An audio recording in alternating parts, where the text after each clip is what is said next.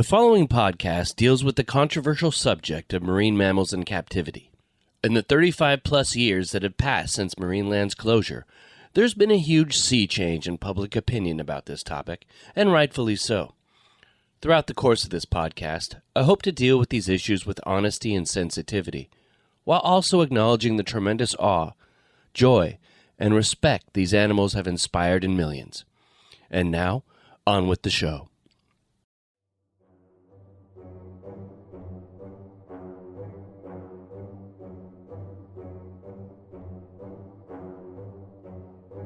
On the second episode of LA's Own Marineland, Bubbles the whale makes her debut at the park, turning around its fortunes and making headlines around the world. A potential star attraction is reeled in at the Newport Beach harbor, and we'll meet one of the most beloved Marinelanders, trainer Art Thomas. So grab your popcorn, walk up the zigzag ramp past the oval fish tank, and make your way to the Killer Whale Coliseum to get a good seat before the show starts. But before you sit down, there's one warning. If you're listening to this podcast in the first 5 rows of the Killer Whale Coliseum, you will get wet. You may get soaked.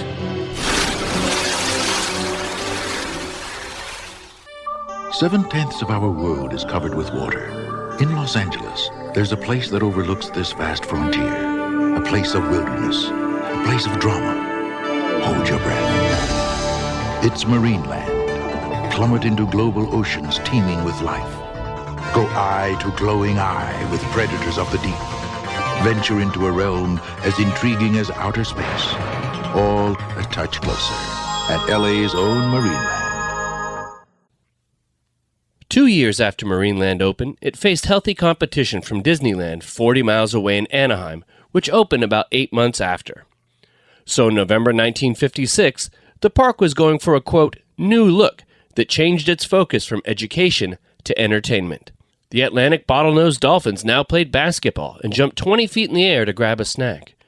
The most popular fish at the park was Big Bertha, a 400-pound bass that dominated the oval tank, and Penny the penguin, who was taught how to roller skate. However, what came next would change the park's fortunes and the world's relationships with cetaceans overnight. In early 1957, Marineland's curator, Ken Norris, director of collections Frank Broccato, and his godson, Boots Calandrino, began discussing strategies for capturing a whale. The attempt was cheered on by Marineland's recently hired general manager, Bill Monahan, who knew that a whale would mean a huge boost in attendance and confirm the park's status as the world's preeminent oceanarium. It would also help them compete with the mouse down in Anaheim. No one had successfully displayed a whale in captivity for any significant amount of time. P.T. Barnum had briefly displayed beluga whales in New York in the 1860s. An aquarium in Japan once held a small minke whale rescued from a net entanglement. In 1948, Marine Studios in Florida rescued 4 stranded pilot whales that are actually dolphins, but the longest-lasting survivor lived only a few months and was never on public display. Broccato was first interested in capturing a gray whale, a species that often collided with his fishing nets off the California coast. But their size and protected status from the International Whaling Commission meant they'd have to consider a different species. So Norris and his team began to study pilot whales in the wild to learn about the species' habits, diet, and social behavior. On February 26, 1957, after several weeks of failed attempts to capture a pilot whale, the crew of Broccato's boat, the Geronimo, came upon a pod, and Boots used a lasso to grab hold of a female. The whale struggled for several hours, attempting to swerve back and forth and dive deep to get out of the lasso. But she couldn't. For the next several hours, the crew put more nets and ties around her, eventually dry docking her onto an inflatable life raft. The crew dragged the life raft back to the Marineland pier, where the whale was delivered, as Norris put it, into the waiting arms of the Public Relations Department. The whale was first put in a shallow holding tank where her exposed back and fin were sunburnt.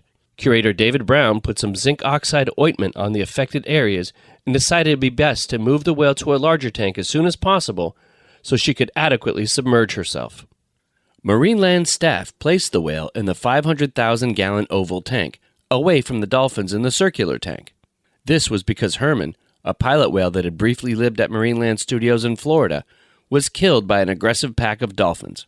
However, the whale was none too fond of the other animals she shared the tank with, When they were being fed by divers, she'd intercede and chase the fish away. One time, she rammed a small turtle so forcefully it was thrown 3 feet out of the water, shattering its shell.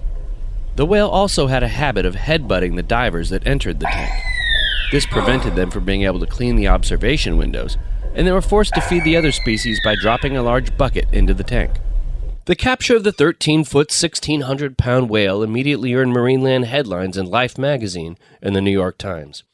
The whale was initially called Mabel, but it was changed to Bubbles after a contest asked children to name the whale. Marineland's management knew that capturing a whale would boost attendance, but they had no idea how much. Bubbles was a, quote, instant success, and within weeks of her capture, she replaced porpoises on brochure covers and was headlining marine mammal performances.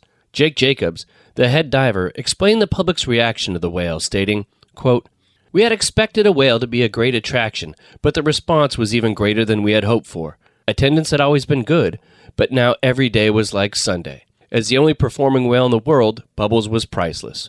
A poll taken among the visitors had shown that the great majority of them had come just to see Bubbles, and that everything else was just an added attraction." End quote. Most Americans weren't familiar with pilot whales as a species and didn't know they were dolphins, but Bubbles looked like a smaller version of a sperm whale, like Moby Dick, so she was known as Bubbles the Whale. Even though Bubbles was the park's biggest star, her mischief in the oval tank wasn't getting any better, so Marineland staff was forced to move Bubbles into the circular tank. Bubbles soon became friends with her new dolphin buddies and was less aggressive with staffers because she had some company. Bubbles was a great learner and could sing, wave, dance, hurdle over a horizontal bar, and hit a punching bag. She even posed as a photographer, jumping up to grab a handle that took a Polaroid photo of park guests. Remember the barbell trick? Bubbles has it down pat. A headliner. The whale becomes a star. Bubbles was the flashpoint of the park's shift from being an educational facility to one based on entertainment. Marineland's publicity campaign that put Bubbles front and center boosted the park's attendance to 1 million in 1957. This would also kick off a new era where pilot whales, false killer whales, belugas, and orcas would be hunted for display in oceanariums across the world. Happy birthday, Bubbles. Do whales eat cake? Well, maybe not, but then it's not really Bubbles' birthday. It's her first anniversary in captivity. A captivity that Bubbles has enjoyed every minute. With all the new friends she's made, she's a star at Marineland. And all the new tricks Bubbles has learned, she has a whale of a good time. After surviving her first year in captivity, Bubbles swallowed an entire inner tube and she refused to perform. Fearing that she would die, the park captured a second female pilot whale named Squirt to replace Bubbles in the event of her death. Greg Long, son of Jim Long, who worked at the park from the mid-50s to 1970 as its original announcer and vice president. They had the Sidorca, the false killer whale, Squirt. He had sort of like a rounder nose than the pilot whales. I remember him. And they would have a splash contest, and Squirt could always splash much better than anybody else. It was certainly the predecessor to the huge splash contest they have down in SeaWorld now, where the kids all come in their bathing suits. We didn't have the foresight to come in our bathing suits, but we still like to get splashed by the whales when they would have the splash contest. Larry Clark, head trainer from 1959 to 69. Trained Squirt to take a fish from the high, what they call the high platform, in the big round tank. When take the fish, we'd lead her, so she would kind of come on an angle and hit the water and just throw a wall of water on people that were standing on the side in the summertime. Tried not to do it in the wintertime because, people don't want you get super wet. You don't have any place to change clothes or anything. But in the summertime, we tell them, if you stand there, you're going to get wet. You're going to get wet. Sure enough, they go in and just soak them. Even though Squirt quickly became a hit in the new show, Bubbles' reign wasn't over. Marineland trainers began feeding her large quantities of mineral oil-injected fish, squid, and anchovies as an experimental treatment. She eventually threw up the inner tube, which was still inflated, and returned to her regular duties. The park's newfound success, thanks to Bubbles, led to an expansion that started in late 1957. On November 26, competitive swimmer and actress Esther Williams broke ground on a new $500,000 sea arena to be open later that summer. The new arena would consist of a tank 60 feet wide 120 feet long and 15 feet deep, with a seating capacity of 3,000 people, double that of the circular tank in the top deck. The expansion doubled the park's capacity to 25,000 persons a day. When the Sea Arena opened later on July 8, 1958, it became the permanent home for the Dolphin Show for the rest of the park's history and housed the Pinniped shows until they were moved in the late 70s. When the Sea Arena opened, it was home to the Dolphin Zipper, Splash, Smiley, and Spray, who were moved over from the Oceanarium with Bubbles and Squirt. Now Marineland had a circular tank for the pilot whales, an oval tank for its menagerie of fish, and the Sea Arena for the pinnipeds and dolphins.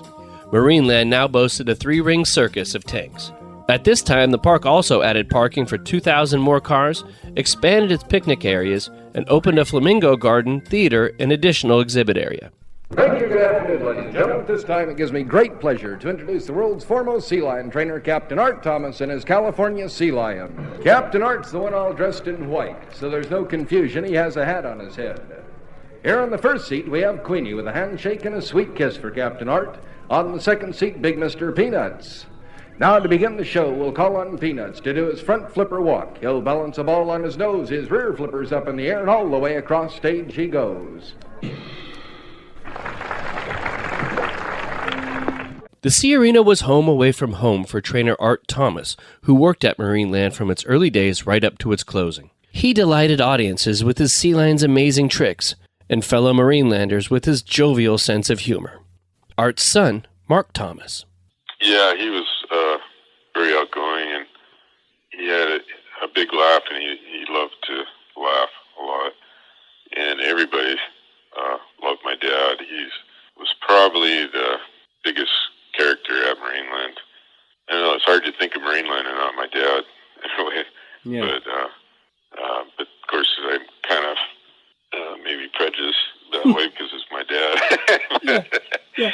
But everybody knew him, and he went there to Marineland. I could walk in the gates anytime I wanted, and I'd just say my name, and my dad was Art Thomas, and everybody knew my dad, so they just let me in the gates. And my dad was actually born in Kansas, and had been raised in Kansas until he was about 20, in his early 20s anyway, when they left Kansas.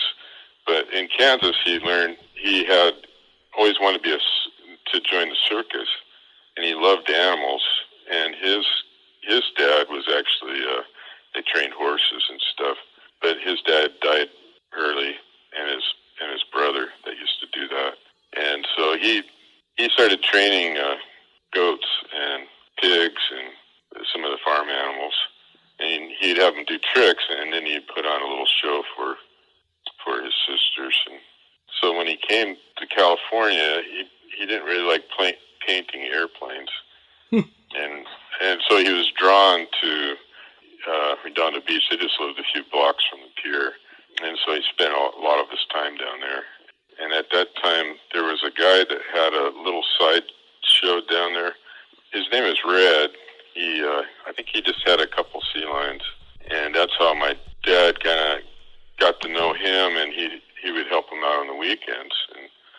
And then he introduced my dad to the guy that had the sea lion show that had just started it at Marineland, and his name was Cap Winston.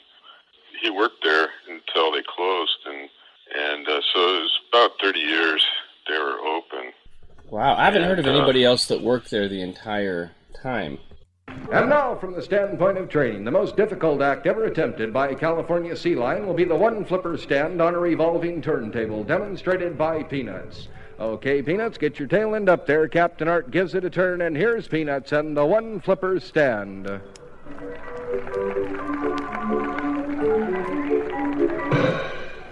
Art's job wasn't just at Marineland.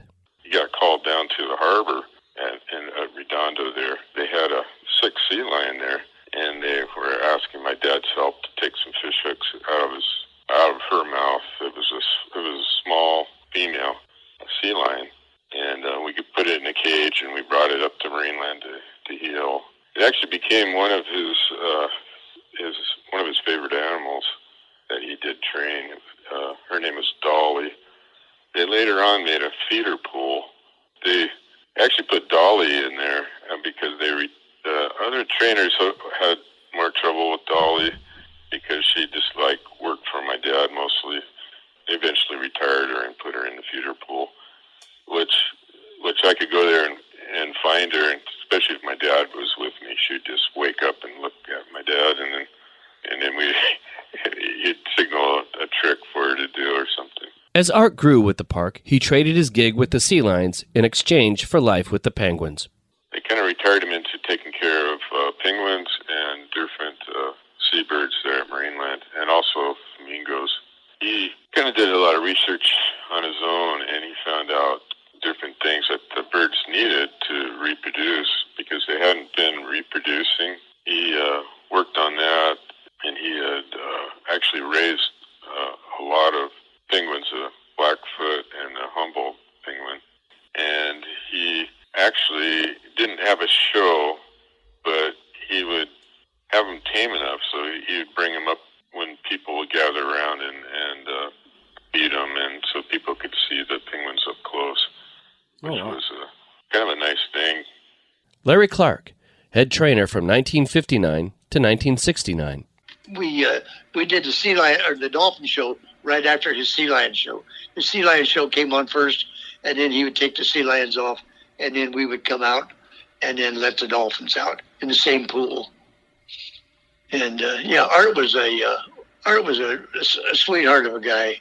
I don't know how he put up with all that barking that those sea lions did, and their poop stunk. But he loved those sea lions, and he was good at training them. Yeah, Art was a super good guy. Men, this does conclude the Sea Lion Show. Thank you, Captain Art Thomas, Queenie and Peanuts. In 1959, hoping that a whale birth would boost attendance even further, Marineland curators captured a third pilot whale, a 17-foot, 3,000-pound male, Mr. Bimbo. He would eventually grow to be 20 feet long and 6,000 pounds. Mr. Bimbo, later shortened to Bimbo, would prove to be a big challenge for Marineland's trainers during his stay at the park. She's jumping for joy, because two new playmates, Bimbo and Squirt, have joined Bubbles, the whale who made history, the heftiest trio in circus circles. After Bimbo's arrival, he began a courtship with Bubbles, and even though he was much larger, he would shy away from her like a, quote, hen-pecked husband. She'd often become impatient with the large male and bite his flukes. But the courtship was short-lived.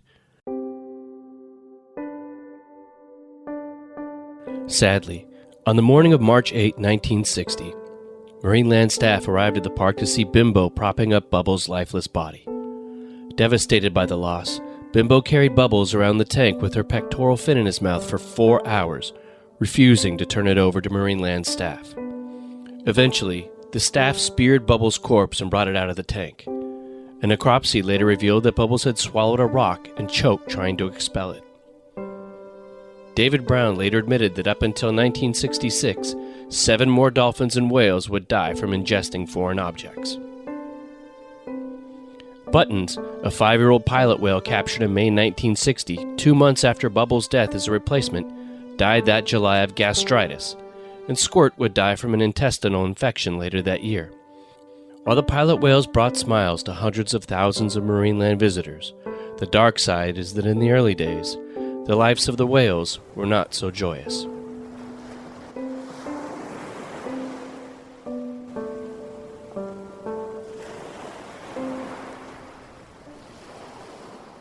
On November 18, 1961, a lone female killer whale wandered into Newport Harbor, 45 miles south of Marineland. When Frank and Boots got word, they hopped on the Geronimo to see if they could lasso the whale. When the fishermen arrived, thousands of people flooded into the harbor to watch the hunt. For hours, the team from Marineland played a game of cat and mouse with the whale, attempting to catch her with a nylon net, but she managed to break free. The press named her Wanda. A report published the following day in the Long Beach Press-Telegram describes the reaction of the crowd of 5,000 plus that had gathered to watch the commotion. Not everybody ashore, however, was pulling for the crewmen as they drew the net tighter around the errant Wanda. When she broke out, cheers rose from the thousands lining the banks. Every time a lookout on the bowsprit missed her snout with his lasso or broke his line, she got cheers. By sundown, the exhausted whale was too tired to break free from the nets, so she was finally carried ashore and dropped onto a truck. After arriving at Marineland at 10 p.m., she was placed in the oval fish tank and refused to eat. At 8 a.m. the next morning, the whale was observed holding a newly killed ocean sunfish in her mouth, and curator Dave Brown noticed that all of her teeth were worn down to the gumline. After several failed attempts to be hand-fed by Marineland staff, the whale was frustrated and began swimming around the tank at a furious, extreme speed before crashing into a wall. After impact, the whale convulsed for a few moments and died. A necropsy of the orca revealed she was around 25 years of age and in poor health. Her first and second stomach compartments were infected with nematode worms. Her right jaw was fractured from a prior traumatic injury, and her heart and major blood vessels showed evidence of advanced arteriosclerosis. Her cause of death was attributed to an intestinal infection and pneumonia.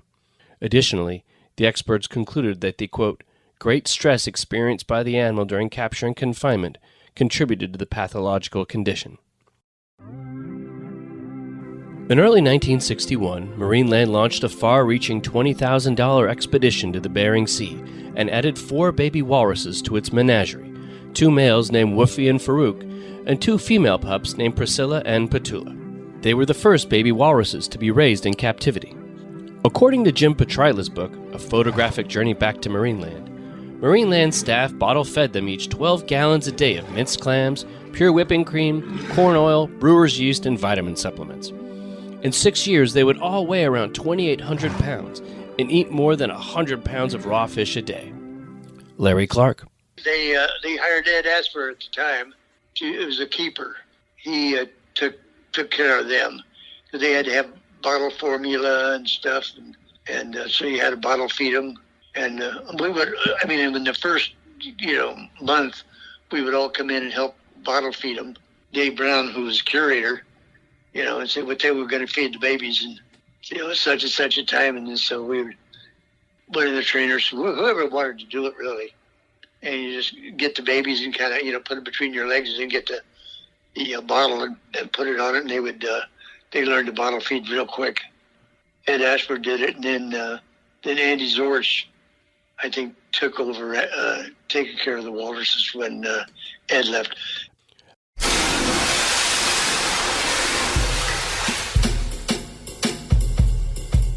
You may have noticed this show has no advertising. Well, kind of like PBS, we're relying on our listeners to support our efforts to preserve Marineland's history through this podcast, which has taken countless hours to produce. There are 2 ways you can help. First, you can make a donation to the show through PayPal by clicking on the donate button on our website at marinelandpodcast.com. That's marinelandpodcast.com. Or you can take a deeper dive into Marineland's history by becoming a Patreon subscriber. At patreon.com/marinelandpodcast, you can listen to full interviews with 19 people closest to the park. You'll also get the Patreon exclusive episode, Making Marineland, where I share the backstory of how this podcast came to be. It's all just $5.99 a month. Get started at patreon.com/marinelandpodcast. Thanks for your support. Now back to the show.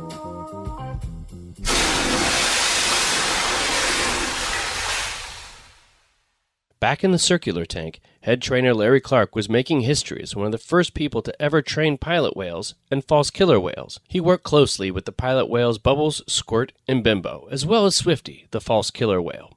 Oh yeah, they were really sweet. Even Bubbles was really sweet. I used to put my arm all the way down into their throat, just to get oohs and ahs out of the people.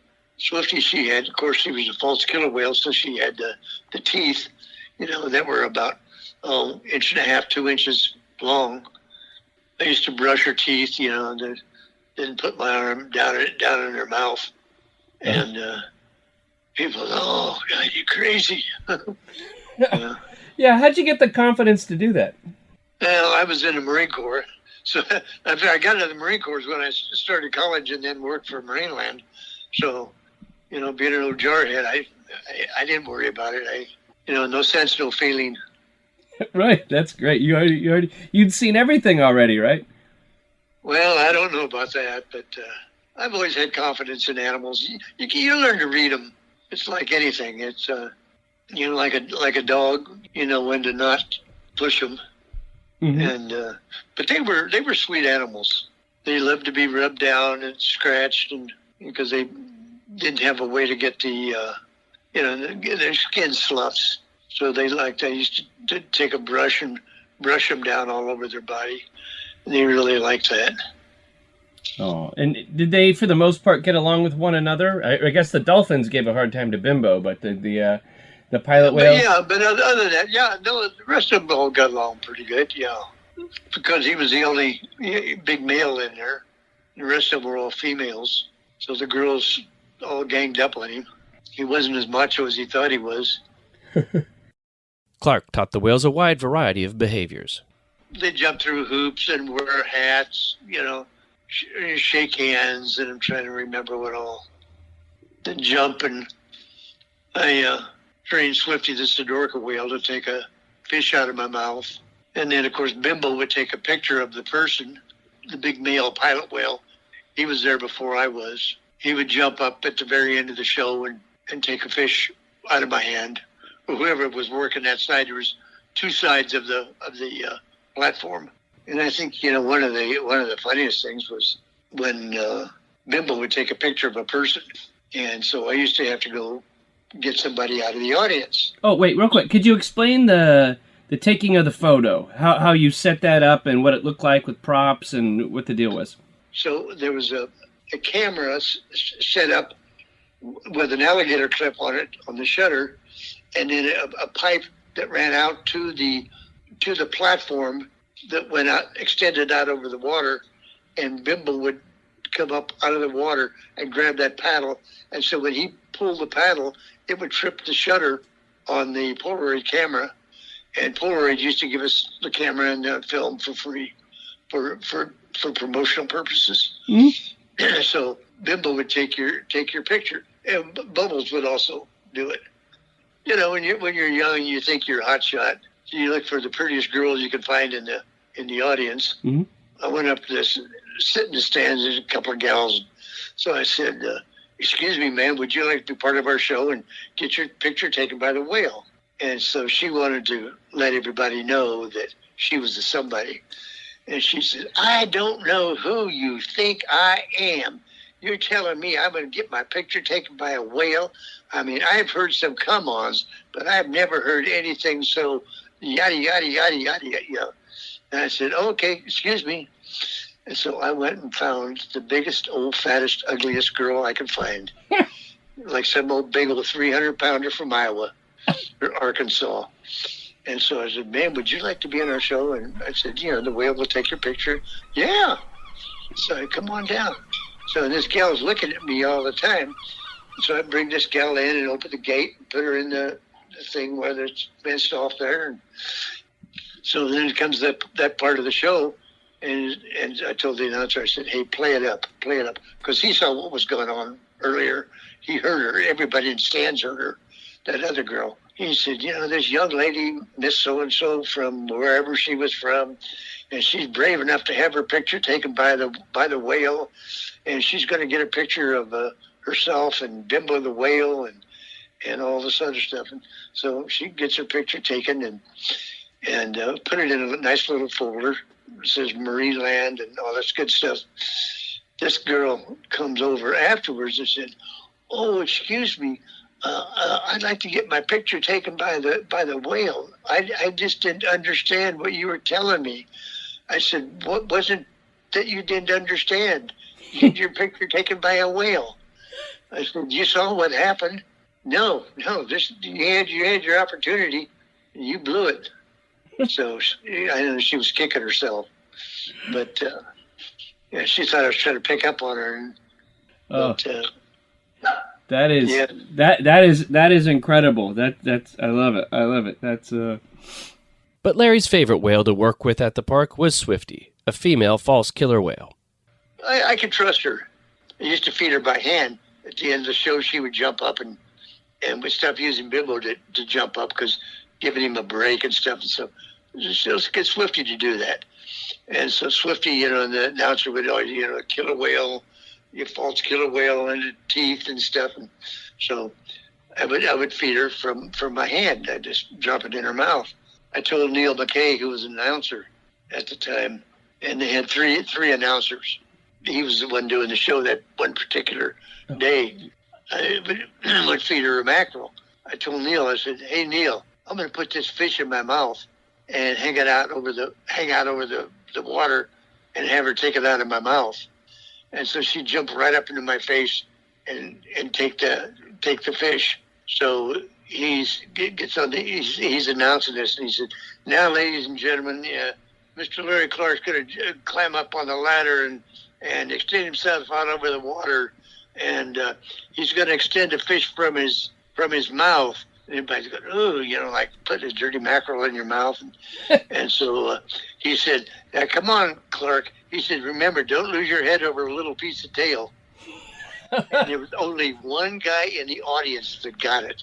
And I could hear this, ha, ha, ha, ha, ha, and it was hard for me to keep a straight face and keep the mackerel in my mouth. But Swifty got it. Yeah, Swifty got it. Every time I guess, I don't know who it was that was starting to do that with the killer whale, but that was, like I say, after I was gone. That's. Yeah, I started it with her. And yeah, I could trust her. I feel like you might have created a lot of the tricks and everything that we could just kind of see now in theme parks, in these aquatic theme parks. Because you guys were the first people to wing it. Yeah, that's true. In July of 1962, Bimbo began acting increasingly bizarre, refusing to eat, and occasionally lashing out in fits of aggression with the other pilot whales. In August of that year, he attacked his smaller tankmate, allegedly throwing her 780-pound body clear out of the water. She died from the trauma, tearing her heart's right ventricle and fracturing her jaw. Larry Clark believes differently. Now, from what I read, Bimbo was quite a handful. He killed one of the young pilot whales. See, they used to aggravate him a lot. The Lagnorhynchus, a little black and white striped dolphin, would bite him on the tail. And then they would run or swim right to his bow. Well, his bow was like a ship's bow. Yeah. And they would just push him along. And they would just, like a fighter jet, they would just go through the water and turn on a dime. He couldn't do that. So that was, their form of entertainment. It's to aggravate the big guy, right? Aggravate the big guy, and the big guy could never catch him. I guess he got just frustrated, and he took it out on one of the small pilot whales. That small pilot whale was probably 900 to 1,200 pounds. He smashed her up against the wall when he was chasing the dolphins. And it could have been accidental that it happened. Yeah. That she may have just gotten in the way. I don't know. And I'm sure he had a tremendous amount of power with such a big body. And oh yeah, he was almost 20 feet long. But he was a good boy. Wow, I heard he threw the pilot whale clean out of the water. No. See, there is so much false information that has come out about Marineland. Todd was telling me, he said, something about, and I said, "Todd, there's so much bullshit I read on my computer about Marineland, and this happened and that happened." And I said, "I don't know where these people are getting this shit, because it never happened when I was there." To reset Bimbo's attitude, Marineland staff drained the circular tank. Yeah, well, we would drain the tank down to the base probably once a year. Yeah, I remember Dave Brown saying, hey, because when you would drain the tank down like that, you could see the animals all try to school together, kind of bonding, because we had to give them shots, and so and take blood. But yeah, that definitely when they drained that water down, and they were stranded, you could hear them all whistling and clicking, and so that really stressed him out. It could have been that made him behave a little better until the next time. In the summer of 1963, after Bimbo had lost 500 pounds because he refused to eat while showing no signs of disease or infection, Dr. M.E. Weber, a physicist with an interest in cetaceans, diagnosed Bimbo with manic depressive psychosis. His condition improved after being administered 6,000 milligrams of Niamid, a psychotherapeutic drug. However, at that point, Bimbo was, quote, retired to stud and no longer performed in shows. It seems that Bimbo's declining psychological state came after the deaths of Bubbles, Buttons, and his friend Debbie the Dolphin. After Marineland staff discovered the close bonds that developed in the tank, even between the different species, it was hard to ignore the source of Bimbo's heartache. But what do you do with a heartbroken 6,000-pound pilot whale?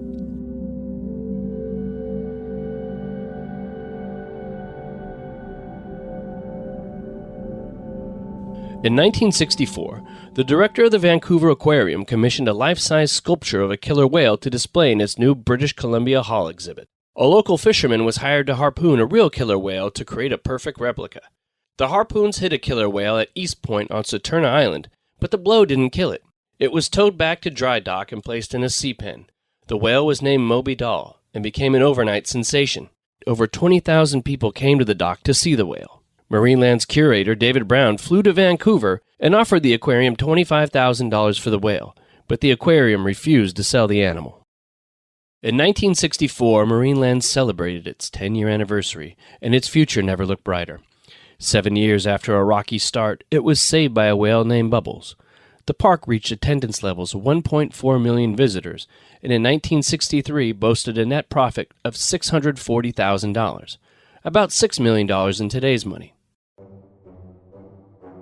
In March of '64, a new marine park opened 120 miles to the south of Marineland at Mission Bay in San Diego, California.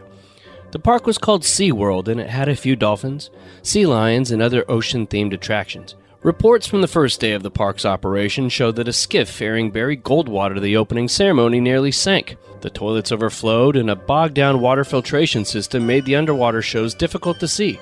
According to the San Diego Tribune, SeaWorld would have 200,000 visitors in 1964, 1.2 million less than Marineland. So there wasn't much for the first oceanarium on the West Coast to worry about. Or was there? That's all for now. But before you exit the gates, be sure to get your hand stamped so you can come back to the turnstile without having to buy another ticket. On our next episode of LA's Own Marineland, we'll discuss how Bimbo's continuing troubles led staff to make tough decisions about his future. We'll also take a deep dive into the growing business of killer whale capture and retrace the history of one of Marineland's most iconic landmarks, the Sky Tower. LA's Own Marineland was written, produced, and hosted by Todd Perry. That's me. But this wouldn't be possible without the help of a wonderful group of Marinelanders who shared their incredible stories. This episode featured the voice talents of Mark Chambers. For more information, references, and to support the show, visit marinelandpodcast.com and follow us on Twitter at MarinelandLAPod. Please be sure to sign up for our Patreon page, where you can learn even more about the history of Marineland by listening to full interviews with 19 people closest to the park. You'll also get the Patreon-exclusive episode, Making Marineland, that tells the backstory of how this podcast came to be. Get over 15 hours of fun for just $5.99 a month. Get started at patreon.com/MarinelandPodcast. That's patreon.com/MarinelandPodcast.